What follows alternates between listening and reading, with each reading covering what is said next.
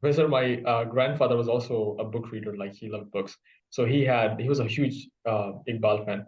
So when he died in 2017, when he passed away, I kind of like did the same thing as you've done with your grandfather. I didn't steal the books, but I actually, took like the bundle of books that he had of Iqbal, like the Zarbi Khalib and others, and I just, brought them here to Showers.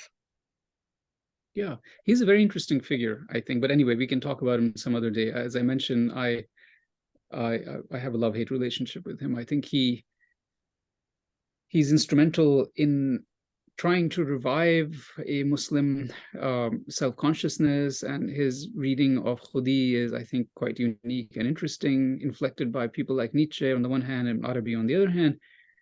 So in that way of synthesizing, he's really neat. But at the same time, I think he has a very, very big blind spot when it comes to the Islamic tradition, the continuity of the tradition.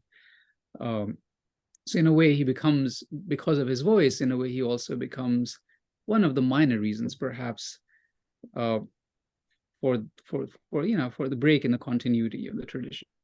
It's a new kind of scholar, a new kind of intelligentsia that emerges with him and with his voice.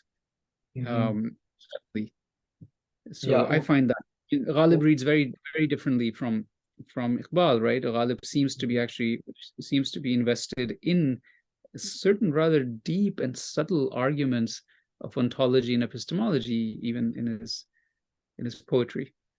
Yeah. Iqbal is a different kind, cuts a different kind of figure. So Yeah, even when one of the things that I remember from the reconstruction is that I think he also says, in one, like, I don't know, I don't remember the page number, but he says that Muslims, like, is the Muslim Islamic thought basically has been static for the past 500 years, something along the yeah, lines, which well, uh, he was trained by Orientalists, Thomas Arnold and others. So he mhm, has imbibed that particular narrative that we are now trying to undo.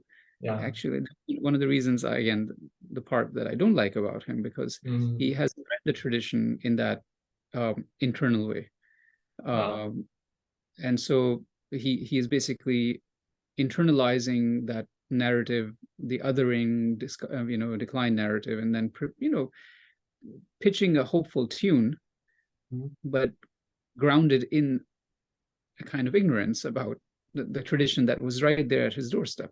I mean, he yeah. is in conversation with people like Barakat Ahmad, who is in the Khairabadi line, who was a Oh, teacher, my teacher. Yeah, so Barakat Ahmad has a short treatise on time. And apparently, from what I've read, it is Iqbal who asked him to explain the theory of time to him.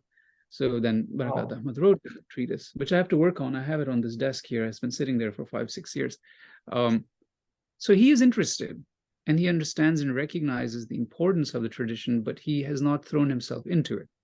He is Uh, coming from a very different angle. Uh, yeah, mm. Yeah, Professor, I think I recently finished this book, The Arab Rediscovery of Europe by Ibrahim Logo. sure. Yeah. So I finished this recently, but it talks about like I think the first Arab travelers who went to Europe and what was their reaction. I think Iqbal had a similar reaction as well. I think similar to like a lot of authors that I mentioned here.